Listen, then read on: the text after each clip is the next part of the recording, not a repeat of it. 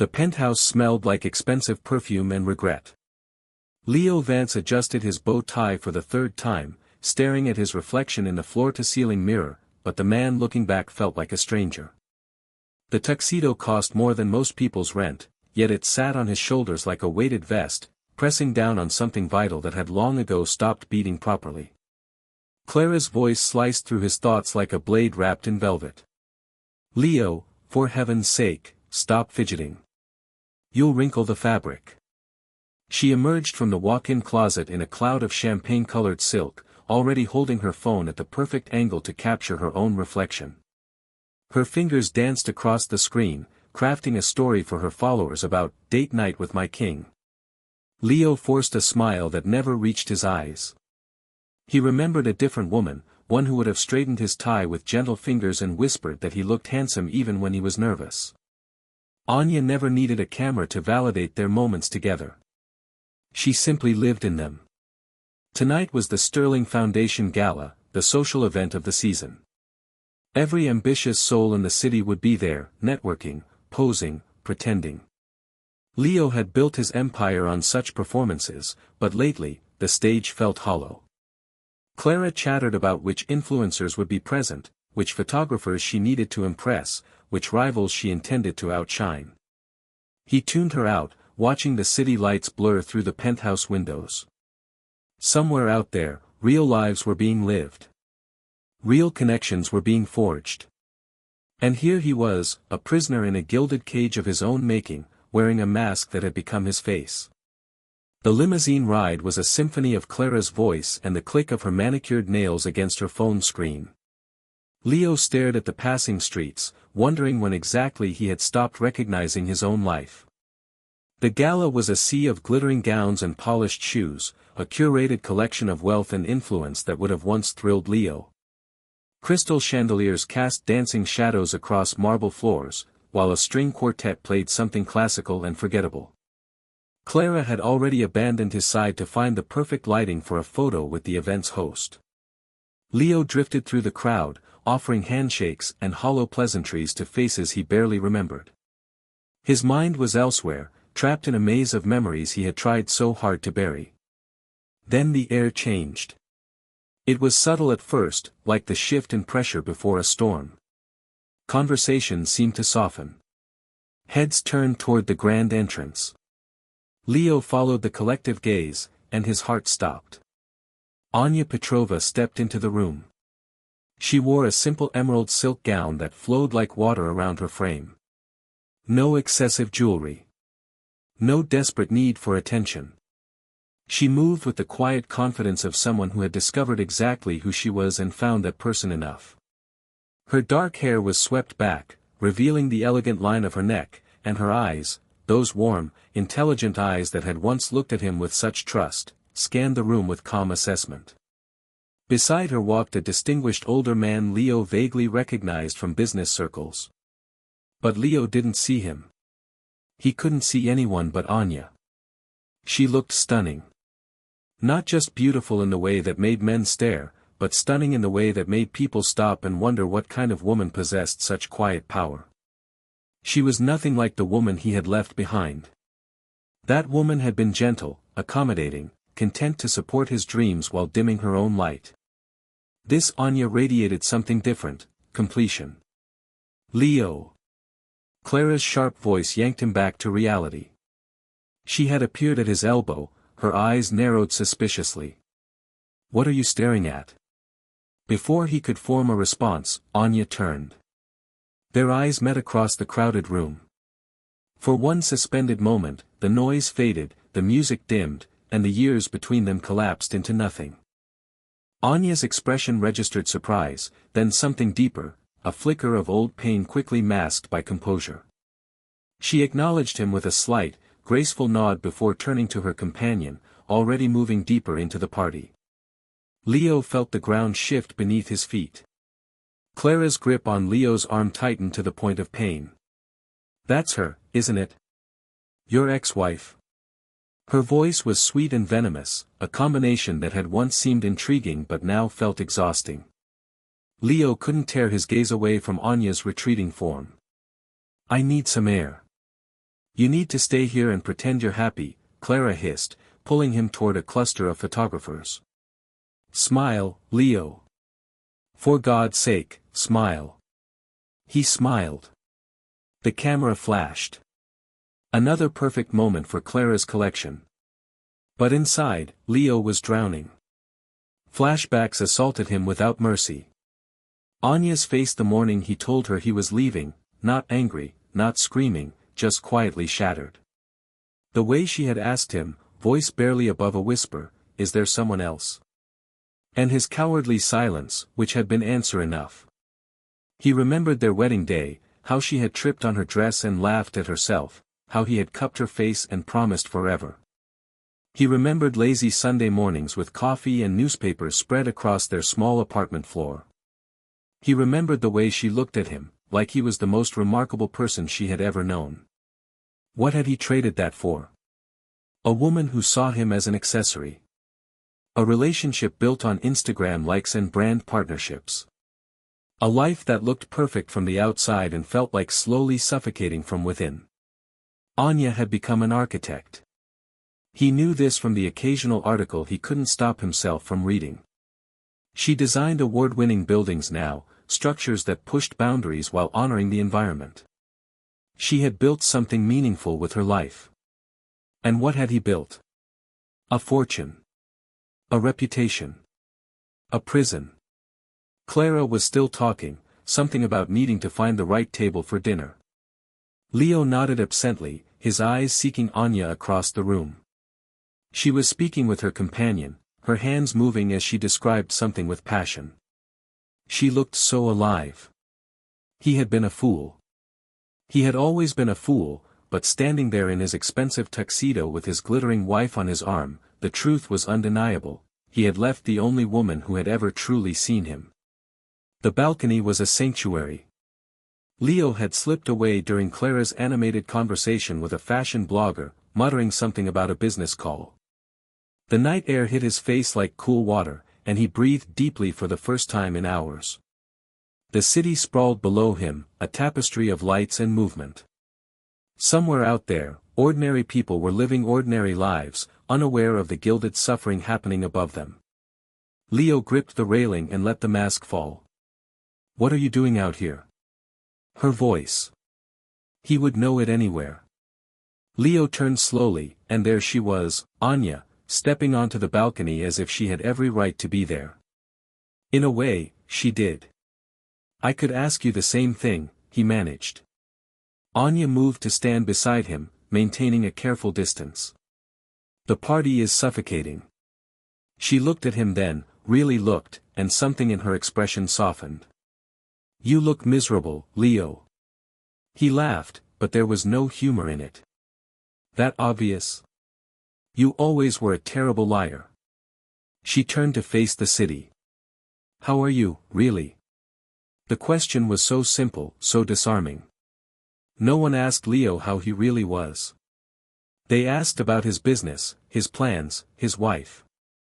But Anya had always seen beneath the surface. "I'm lost," he confessed, the words tumbling out before he could stop them. "I left you for something I thought was better, and I was so wrong. Clara and I." He shook his head. "We don't have what we had. We never had it.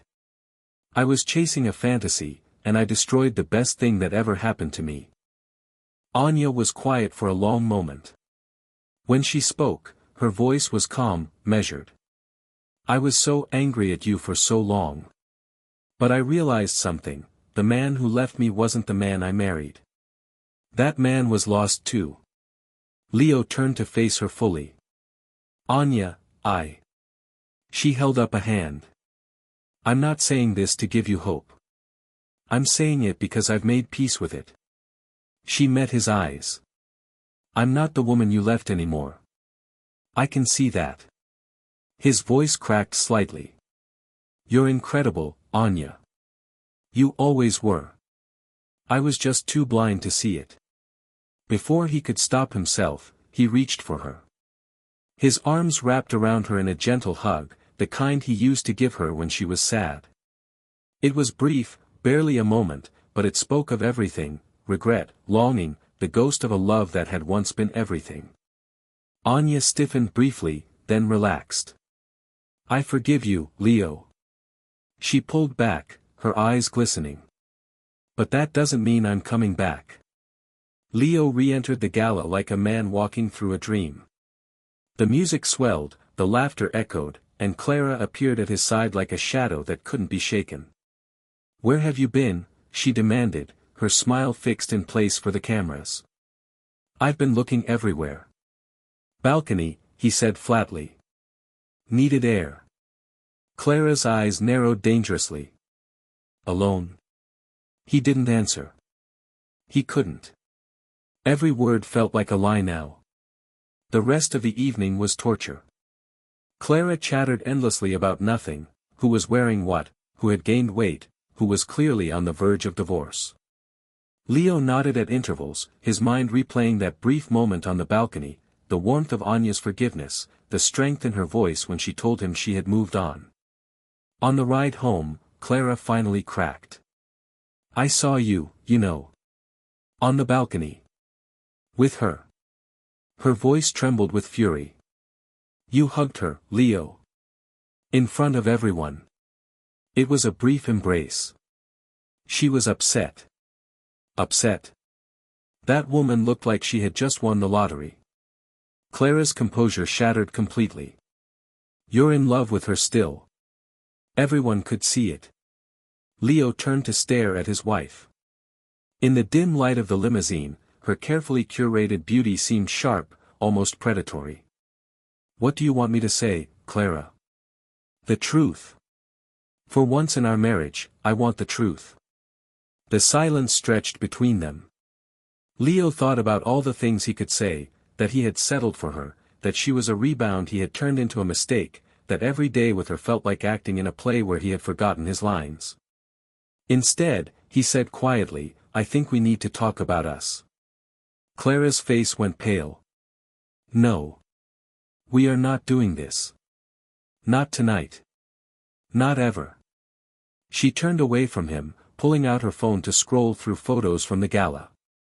The click of her nails against the screen was the only sound as the city rushed past. Leo closed his eyes and thought of Anya. He thought of the life he could have had. He thought of the man he had become and the man he wanted to be. The dissonance between the two was unbearable, a constant hum beneath every word he spoke and every breath he took. When they reached the penthouse, Clara stalked inside without looking back.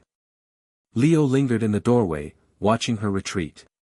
He knew, in that moment, that his marriage was over. It had been over before it began. He had just been too afraid to admit it. Anya's apartment was a sanctuary of calm and order. Minimalist furniture, warm earth tones, and a wall of windows that overlooked the city she had helped shape. She had designed the space herself, every corner reflecting the peace she had worked so hard to find. Maya arrived with takeout and judgmental eyebrows. "Well? I need details. Was he pathetic? Was he handsome? Was he pathetically handsome?" Anya laughed despite herself. "All three, actually." The story spilled out between bites of Thai food, the gala, the balcony, Leo's confession, his hug. Maya listened with growing satisfaction. "Good," she declared when Anya finished. "Let him suffer. He deserves it." "He didn't seem happy, Maya." "Neither of them did." Maya waved a dismissive hand. "That's not your problem. You healed. You moved on. You became a stunning, successful architect who doesn't need anyone." She pointed her chopsticks at Anya. "You are not the same woman he left. And you should never forget that." Anya looked at her reflection in the window, the confident woman who had built a career from nothing, who had forged friendships and created beauty from concrete and steel. Maya was right. She had rebuilt herself from the ashes of that marriage. But she remembered the feel of Leo's arms around her, the tremor in his voice when he apologized. Some part of her, buried deep, had always wondered if he would ever realize what he lost. And now he had. The phone buzzed. Anya glanced at the screen, a message from an unknown number. She opened it. Anya, it's Leo. I know I don't have the right to contact you. I just wanted to say thank you. For listening. For forgiving me. You are the strongest person I have ever known. I won't bother you again. Take care of yourself. Anya stared at the message for a long moment. Then she deleted it. I'm not going back, she said aloud, more for herself than for Maya. I've worked too hard to be this version of myself. Maya grinned. That's my girl. Now pass the spring rolls. But that night, lying in bed, Anya found herself thinking about the impossible. About second chances. About whether people could truly change. She pushed the thoughts away and closed her eyes. Some doors, once closed, should stay that way. The weeks after the gala were a descent into chaos. Leo moved through the motions of his life like a ghost haunting his own existence, present in body but utterly absent in spirit. Clara noticed. Of course she noticed. She was too attuned to appearances to miss the cracks in their carefully constructed facade. At first, she attacked with passive aggression, silent treatments, pointed comments about his distracted behavior, social media posts designed to make him look like a doting husband despite their growing distance. Then came the public humiliation. It happened at a business dinner, an intimate gathering with investors who were considering funding Leo's next venture. Clara had insisted on attending, her role as the supportive wife central to her personal brand. Leo had reluctantly agreed, hoping the evening would pass without incident. It did not. Halfway through the main course, Clara began her performance. She made joking comments about Leo's workaholic tendencies, his inability to remember their anniversary, his obsession with his ex-wife. The last landed like a bomb in the middle of the table. Clara, Leo warned, his voice low. I'm just being honest, sweetheart. Her smile was razor-sharp.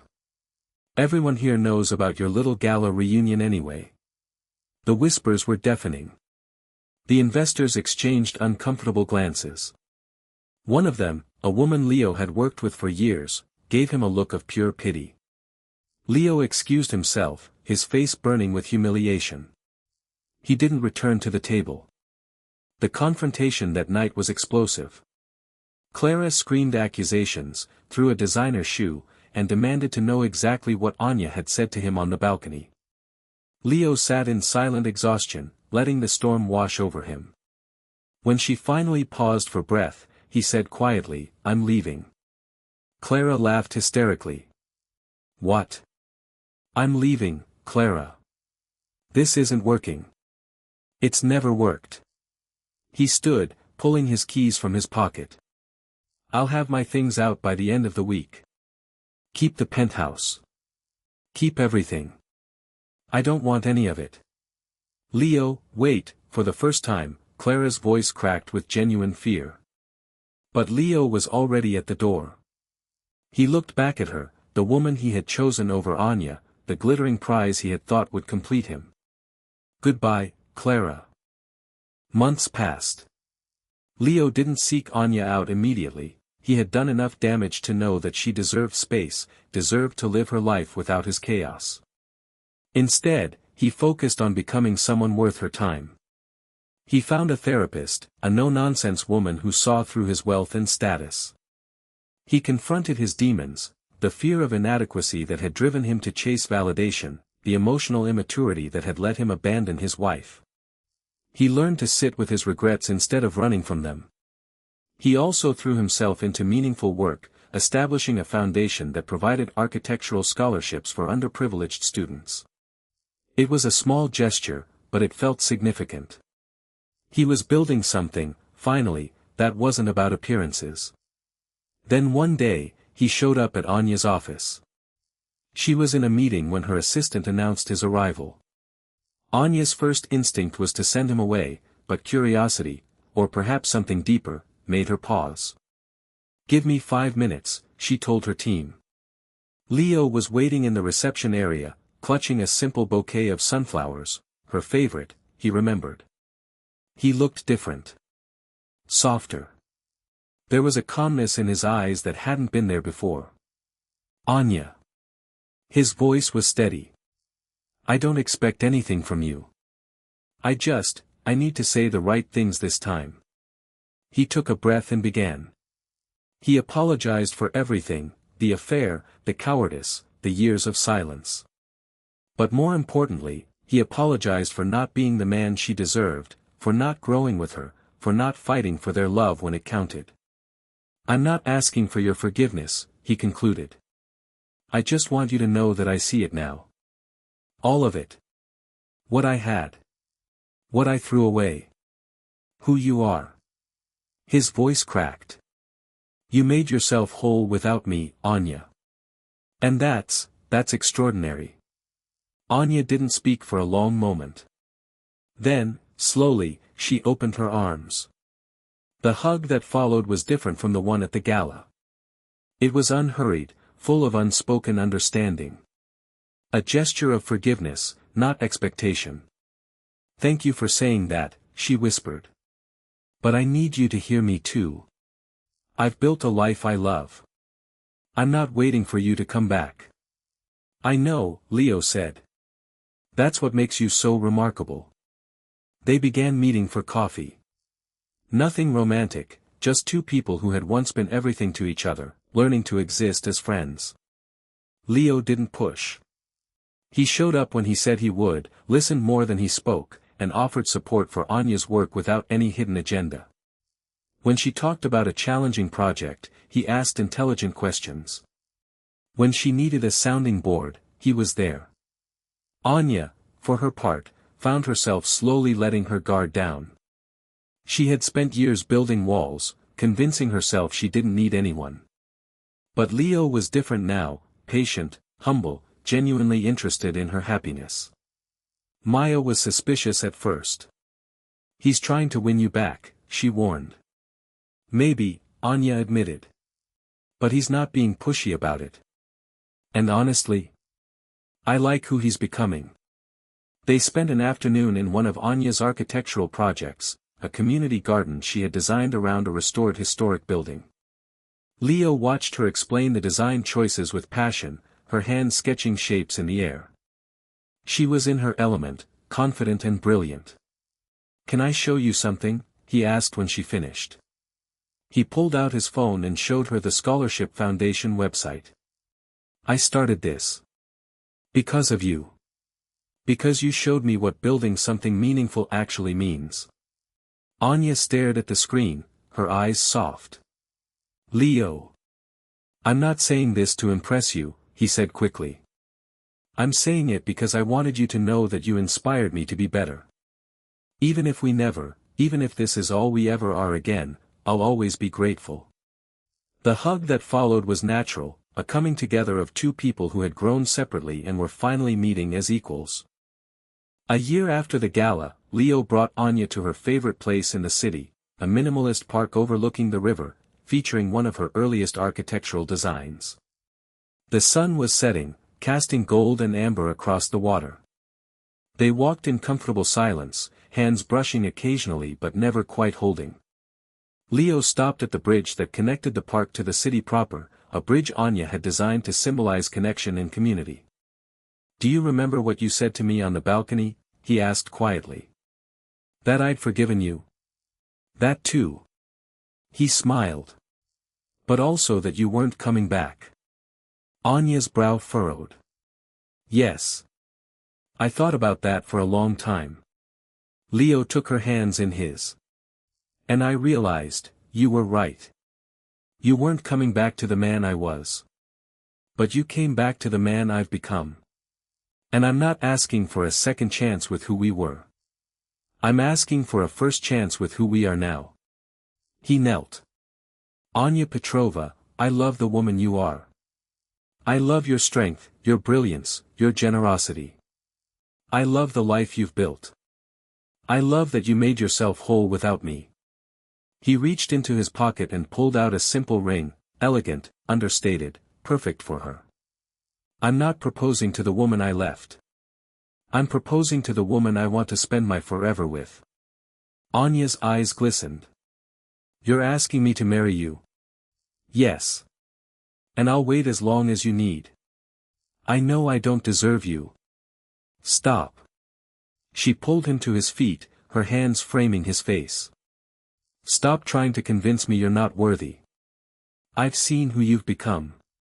I've seen the work you've done. She laughed, a mix of tears and joy. Yes, Leo. I'll marry you. This time, for real. They hugged on the bridge as the city lights flickered to life around them. A forever built not on nostalgia, but on mutual respect. Not on second chances, but on firsts. A love story that had fractured, healed, and grown stronger in the mending.